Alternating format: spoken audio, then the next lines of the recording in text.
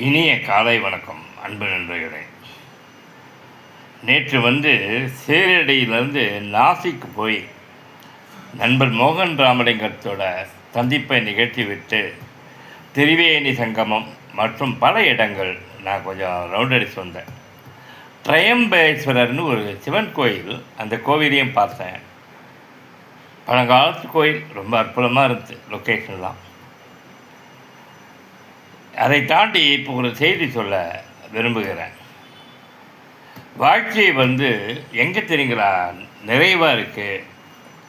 நமக்கு பிடித்த மனைவி, ஆரோக்கியமான மனைவி, அழகான மனைவி, குணவதி, அடுத்து அதுக்கு வேண்டிய வேலை, பொருளாதார வசதி, முதுமையில் நோயற்ற உடம்பு, இவைகளெல்லாம் கிடைக்கிறவங்களுக்கு வாழ்க்கை ரொம்ப இனிமையாக இருக்குது.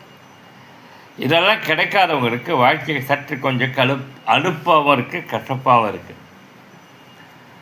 சரி, என்னுடைய 62 வயதில் நான் எவ்வளோ ஊர்கள் பயணம் செஞ்சுருக்கேன், எல்லாம் இருக்கேன். இந்த சீரடி எதுக்காக நான் தெரியுங்களா, இப்போது எனக்கு இப்பொழுது ப்ரெசன்ட் லைஃப் வாழ்க்கையில் பெரிய சுவாரஸ்யமே கிடையாது. ஆனால் எனக்கு ஆண்டவன் இப்போ தான் இதுதாண்டா உனக்கு மந்த்லி இன்கம் சொல்லிட்டு ஒரு ஸ்டடி லைஃப்பை இறையருள், குருவருள் என் மனைவி மூலம் கொடுத்துருக்கான். என் மனைவிக்கான ஒரு சொத்து ஒன்று, அந்த சொத்தை பாகம் பிரித்து தரதா பேச்சாகி அதுக்கான ஃபினான்ஷியல் சப்போர்ட்டை பிரித்து கொடுத்தாங்க. என் மனைவிக்கானதுக்கு பிரித்து கொடுத்து பேங்க்கில் போட்டு கொடுத்தாங்க. ஏன்னா எமர்ஜென்சியாக நாங்கள் இருக்கிற ஆர்ட்டு பிரச்சனை எல்லாத்தையும் பார்த்து. இப்போ சந்தோஷமாக இருக்கீங்களா? அதான் ஏதோ ஒரு இன்கம் வர மாதிரி பண்ணி கொடுத்தாங்களே அப்படின்னீங்கன்னா, மாதம் ஒரு 10,000 ரூபாய்க்குள்ளே வட்டி வரும். இதுதான் அவங்க பிரித்து கொடுத்த வருமானம். அதை எஃப்டியில் போட்டு கொடுத்துட்டாங்க. ஒரு வீட்டு வாடகைக்கோ இதுக்கோ யூஸ் ஆகட்டும், இந்தாங்க மாதம் 10,000 ரூபா சரியாக வர மாதிரி இருக்கட்டும் அப்படின்ட்டு பிரித்து கொடுத்தாங்க.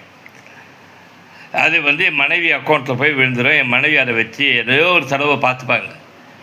மீதி வழக்கம் போல் ரொட்டேஷனில் நான் பார்த்துக்கணும். பார்த்துப்பேன்னு வைங்க, இறைவன் அருள் புரிவான், ஏதோ ஒரு வேலை கிடைக்கும்.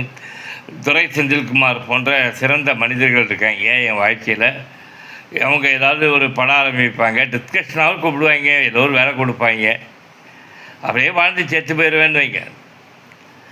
இருந்தாலும் எது சிறந்த வாழ்க்கைன்னு கேட்டிங்கன்னா, நம் ஆழ்மனம் திருப்தி அடைந்து வாழ வாழ்க்கை மட்டுமே சிறந்த வாழ்க்கை. அந்த திருப்தி இல்லாத வாழ்க்கை சிறந்ததே இல்லை.